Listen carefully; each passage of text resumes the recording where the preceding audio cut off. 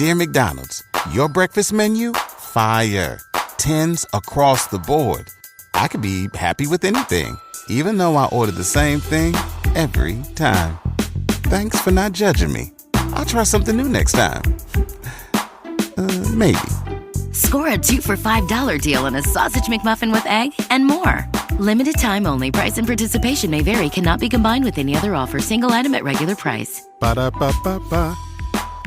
Feel like you're stuck in career limbo? Clock in, clock out, repeat. No growth, no new opportunities. It's time to break out and break into tech. With CBT Nuggets, you can start building the IT skills that companies are hiring for right now. We make training fast, simple, and practical. From networking to cybersecurity, you'll get short, easy-to-watch videos and hands-on virtual labs so you can build real-world skills without expensive gear or complicated setups. For just $59 a month, you get unlimited access to our full training library. That includes certifications, skill-based learning, and practice exams, a $100 value included free. Learn anytime, anywhere, and get job ready on your terms. Thousands have used CBT Nuggets to launch new careers, and you can too. Right now, CBT Nuggets is offering a free trial. Easily find the training you need and test it out with no commitment. Start your 7-day free trial now at cbtnuggets.com. Don't wait. A better job is just a few clicks away. Frequency Podcast Network. Stories that matter, podcasts that resonate. History in the capital. As the anthem reminds us, the true north is indeed strong and free. For just the third time in Canada, a sitting monarch has delivered the speech from the throne. It's the first for a king. King Charles, on a brief royal visit to Ottawa with Queen Camilla, helped formally launch the new parliament by outlining the priorities of the new Carney government. It was done twice before by his mother, Queen Elizabeth, who did it in 1957 and 1977. Of course, this visit was filled with a lot of pomp and circumstance, such as the royal couple arriving in a horse-drawn carriage and receiving full military honors outside the Senate, which is where the speech was delivered. But this throne speech felt different, and not just because it was being delivered by the king. It comes at a time U.S. President Donald Trump has been talking about making Canada the 51st state, and amid a trade war with our closest ally. It's frankly a tariff battle with the world that's upending the global economic normalcy we thought we knew. So did the speech hit the mark? Was the royal visit a success? Did the priorities in the speech address the needs of our country? And will the government face challenges achieving an ambitious agenda? I'm Cormac Mac Sweeney, and today on The Big Story, I'm speaking with Lori Williams, a political scientist at Mount Royal University in Calgary, who will hopefully answer some of those questions. Lori, thanks for joining us. It's great to be with you, Cormac. Let's start off with your general impression. What did you think of the speech? I thought it was a good speech. I mean, I was struck by the number of audiences that the king was reaching out to, and some of it, of course, was actually written by him, but all of it was done in collaboration or work with the government of Canada. But you know, he didn't just reach out to Donald Trump, as many expected, or to Americans, or even an international audience to sort of indicate both who Canadians are and what this government is planning to do. This was an outreach to Canadians, speaking in very good French, references to Indigenous Canadians and the relationship that the Crown has with various people in Canada, and an appreciation of the diversity and the richness of our history with England. So I think it sort of was a rallying cry around what Canada is and could become, that he himself, I think, felt sort of deeply. I mean, he referred to his own heart and how attached he has been to Canada, and it grows each time he visits. And it's a bit of a glimpse into what he sees as that rich relationship, both historically and going into the future. Yeah, I believe the line is that every time he visits Canada, it seeps more into his blood and straight to his heart. It's a line he's used before, but he likes to use it. On the sovereignty question, I think going into this, there were some questions about how direct they may be with all of this. The government writes the speech. Would they try and be more political, given that it's the king giving the speech? How do they do in terms of direct or indirect references to sovereignty?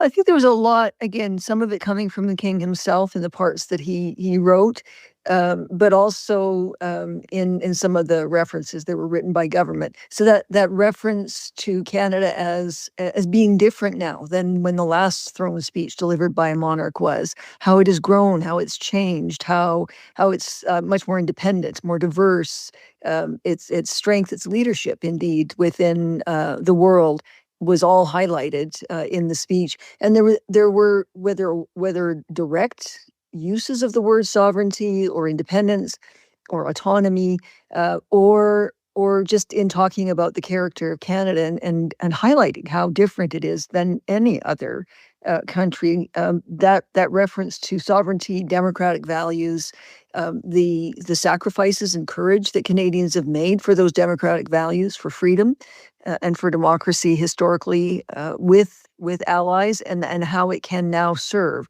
as an ally and a partner to a number of other countries. There was a direct reference to Canada working with the United States. That is, the Prime Minister of Canada and the President of the United States working together as two sovereign nations, charting a path into the future. So the message was not so much to say, we are independent, as to say, this is what we are. This is what Canada is. This is how different Canada is, in part because of that connection to that longstanding rich tradition associated with the United Kingdom, with the King of England, with the King of Canada, and how we have changed and shifted and grown, even in the 50 or so years since the last time a throne speech was delivered in Canada by a monarch. Yeah, it really did sound like a sort of a national rallying cry speech, and especially with that ending line where he said, referencing the anthem, saying the true north is indeed strong and free, which I think was probably one of the more powerful lines in the speech. Do you think U.S. President Donald Trump was watching this speech at all? Do you think this is going to make an impact in any way on our relationship? I don't doubt that he was watching. He watched the debates during the elections, so I don't doubt for a moment that he was watching. It may have opened his eyes to some of the things that he would recognize as important, some of the things he perhaps does not know about Canada. The impact of the speech in part was to say this isn't just about a line drawn on a map. This is about a rich, diverse nation, people that have unique values, traditions, histories, politics, and visions that are quite distinct from the United States. Something that the Canadians have a sense of, but this might have put a little bit more clarity around. And for those who aren't familiar with Canada's tradition or the ways in which we are different, it might have been informative for Donald Trump. Now, as to whether that's going to make a difference in the future, that's, of course, impossible to predict. Donald Trump may say one thing one day and another the next, and it's difficult to know what kind of impact any given discussion or even commitment might look like on another day when other considerations are front of mind for the U.S. president. I'm curious then what you think the impact may be domestically with the monarchy. After the passing of Queen Elizabeth II, I think there were a lot of questions about whether moving forward Canadians would still have a strong relationship with the crown. Do you think this royal visit did anything to change that? I'm sure it has improved, if only because of the appreciation of the support to Canada, the appreciation of Canada, the sense that the King treasures Canada, understands and wishes the best for Canada. That would clearly be something that would register positively for those Canadians that are open to the king, to the British monarchy. But of course, for some Canadians, that isn't going to resonate. They may see the crown as a symbol of oppression, not freedom and democracy. And so it's going to land differently, I think, with different Canadians. But it is likely to land differently with President Trump, simply because he seems to have such admiration for the royal family, for this particular expression of monarchy. And it may be that some of the things that were said would resonate or be received differently, simply because they came from a voice that Donald Trump is so appreciative of. We'll have more on the big story with Lori Williams, a political scientist at Mount Royal University, talking about the speech from the throne in just a moment. Dear McDonald's, your breakfast menu? Fire. 10s across the board. I could be happy with anything, even though I ordered the same thing every time. Thanks for not judging me. I'll try something new next time. Maybe. Score a 2 for $5 deal on a sausage McMuffin with egg and more. Limited time only. Price and participation may vary. Cannot be combined with any other offer. Single item at regular price. Ba-da-ba-ba-ba. In state and local government, tech upgrades aren't optional. They're essential. Whether it's improving digital services, protecting public data, or modernizing outdated systems, the demand for skilled IT professionals has never been higher. CBT Nuggets helps you stay ahead with affordable, on-demand IT training that's built for your schedule. Our short, practical videos and hands-on virtual labs make it easy to build real-world skills in networking, cybersecurity, cloud technologies, and more. You don't need expensive hardware or complicated setups, just a browser and the motivation to grow. Whether you're an IT admin, public service tech, or new to the field, CBT Nuggets gives you the tools to better support your team and your community. And with new content added regularly, there's always something relevant to learn. Join thousands of learners who are upgrading their skills and advancing their careers. Start your 7-day free trial today at cbtnuggets.com. Because smarter tech skills don't just help you, they help your whole community succeed. When it comes to the details that the Carney government put into this throne speech, was there anything that caught your eye? Was there any surprise? Because it's not unheard of that a lot of throne speeches after an election mainly just regurgitate, for lack of a better word, the election platforms that the government of the day was brought to power on. Yeah, so throne speeches, for the most part, are general and symbolic. They paint a picture of the vision that the government has for its future, what it wants to try to accomplish. It's also, to some degree, an attempt to sort of rally not just the people in the chambers, that all those who are watching, to sort of rally around that vision for the future. And I was struck by the language of cooperation, of collaboration, working together to try to achieve what Canadians clearly indicated to all parties who were elected, clearly sort of trying to capitalize on that, the fact that Canadians want them to work together to deal with the problems that Canadians are facing. So this is in some ways a message to opposition parties that the government is going to have to work with in Parliament, being that it's, while a strong minority, still a minority government, but also a message to premiers and Indigenous leaders that also have to come and work together if many of these things are going to be accomplished. So symbolic, as throne speeches always are, highlighting some things that have been talked about before, things like economic changes, rejuvenation, stimulating investment in the Canadian economy, reducing barriers within and outside Canada to trade, housing, affordability, crime, border security, defense matters, working with allies to try to enhance Canada's security in an increasingly insecure world. All of those were highlighted here.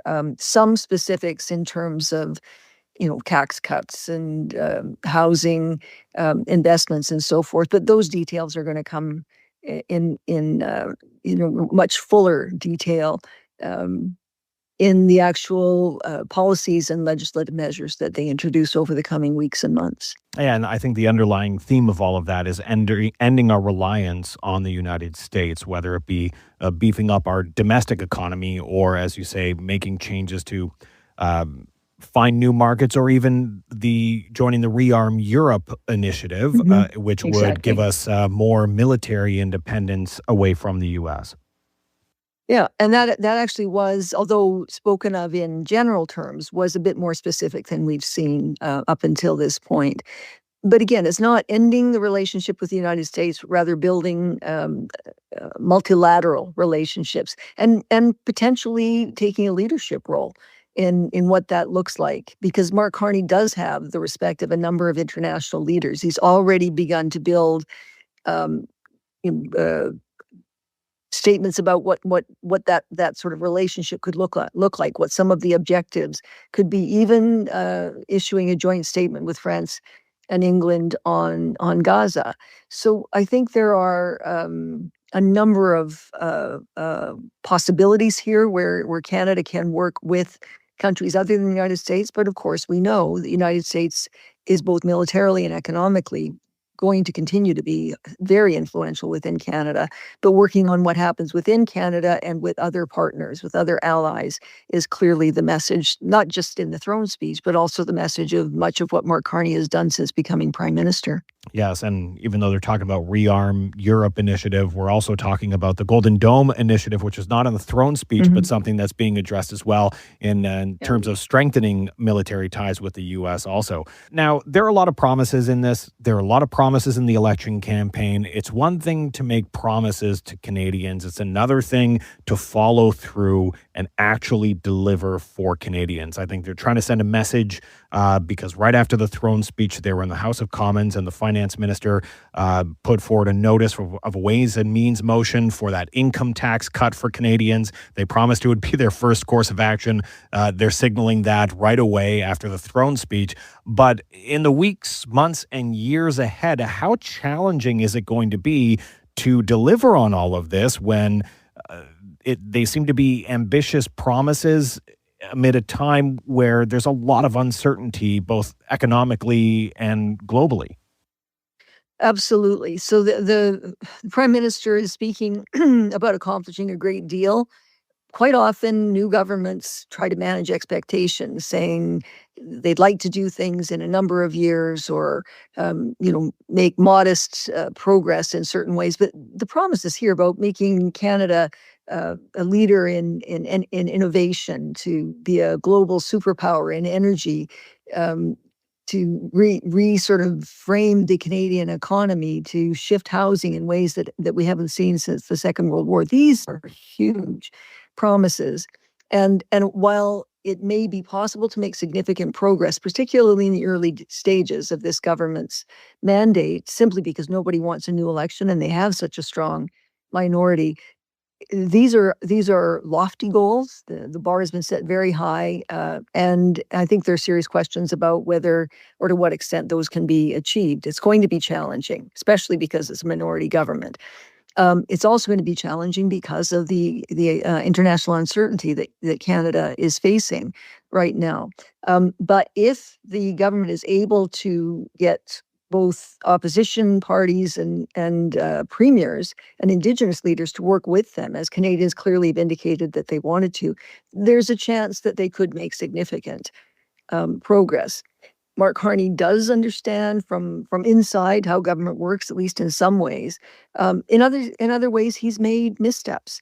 The fact that he didn't meet with caucus until prompted to do so by his own caucus, given that he said he was going to listen to ordinary members of caucus and to cabinet ministers, that he wanted them to bring ideas to him, that doesn't line up with what I would have expected. So there's going to be a challenge in making the connection between the objectives and the actual implementation of what it is that he has in mind. It's a very tall order, very challenging. And while he's created a great deal of hope, that might make those hopes so high that they're difficult to deliver on. All right, Lori, anything else you want to add? Well, I will note that on the day of the throne speech, the fact that there's already been an introduction of the income tax cut, which again Canadians want, that some opposition parties promised in their own election platforms. It's going to be difficult for them to criticize things that they know that Canadians agree that they want. It'll be harder to move forward on some of the things that are a bit more complex. All right, Lori, thank you so much. I really appreciate your thoughts on all of this. Oh, it's a great pleasure, as always, Cormac. Thanks. That was Lori Williams, a political scientist at Mount Royal University, speaking with me about the historic speech from the throne delivered by King Charles. I'm Cormac Mac Sweeney, and that was The Big Story. You can send us your feedback on this episode or any other episode by emailing us at hello@thebigstorypodcast.ca or leave a voicemail at 416-935-5935. You can find us on the Seeker app or on all your favorite podcast players. Please rate, review, follow, and share. Thanks for listening.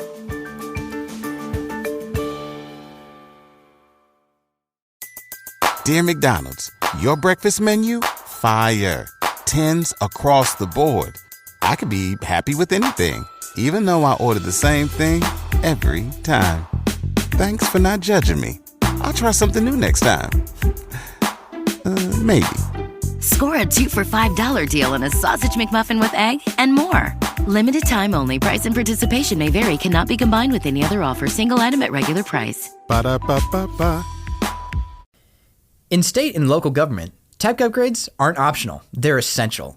Whether it's improving digital services, protecting public data, or modernizing outdated systems, the demand for skilled IT professionals has never been higher.